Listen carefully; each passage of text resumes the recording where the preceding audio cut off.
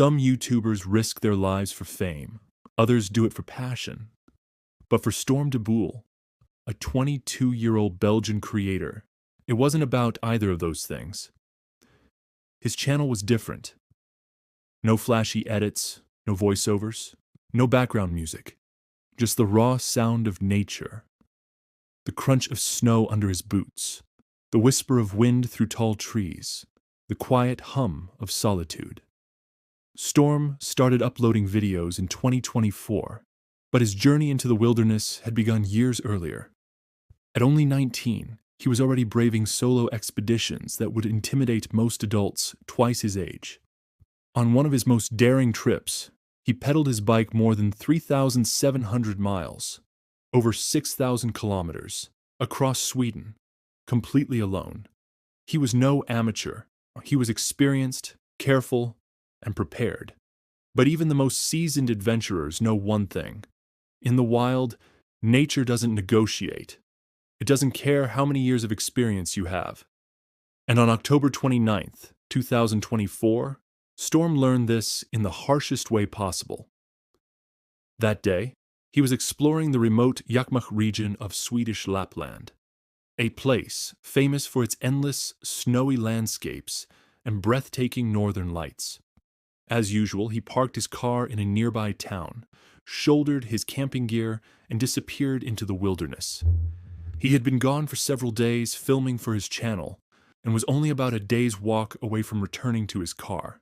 But daylight fades fast in Lapland.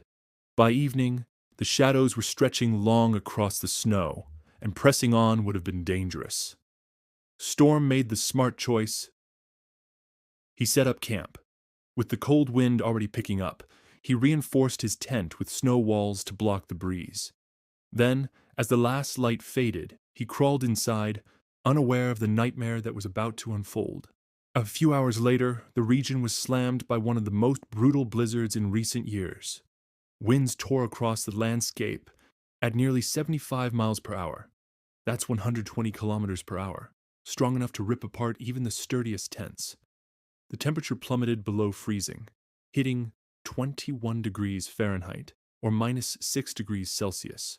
But with the wind chill, it felt like 0 degrees Fahrenheit, -18 degrees Celsius. Storm tried to stay calm. Around midnight, he recorded a short video and sent it to a friend. In it, you could see the walls of his tent shaking violently, snow piling up around him, his voice barely steady as he said, "Tonight, it's going to get worse." Jesus Christ, minutes later, he called his grandmother. Despite the chaos outside, he told her not to worry. "It's snowing heavily here, but don't worry, I'll survive, you know." Those would be among his last words to anyone he loved. At 2:36 a.m., with his tent destroyed and his body already battered, Storm made an SOS call to Swedish authorities. He reported injuries, including a broken nose, and begged for help. But the blizzard was so violent that even helicopters couldn't take off. And rescuers on the ground couldn't reach him. For hours, Storm was left to fight alone. When the storm finally weakened around 10 a.m., rescuers rushed toward his location. What they found was devastating. Storm was already gone, his body half frozen. The blood from his nose turned solid in the icy air. Strangely, he wasn't in his tent. He was discovered over 2.6 kilometers away, collapsed in the snow, seemingly trying to walk back toward his car. Why he left the tent remains unclear. Did the shelter collapse, forcing him to abandon it? Or did he attempt the trek before it fell apart? Nobody knows for sure.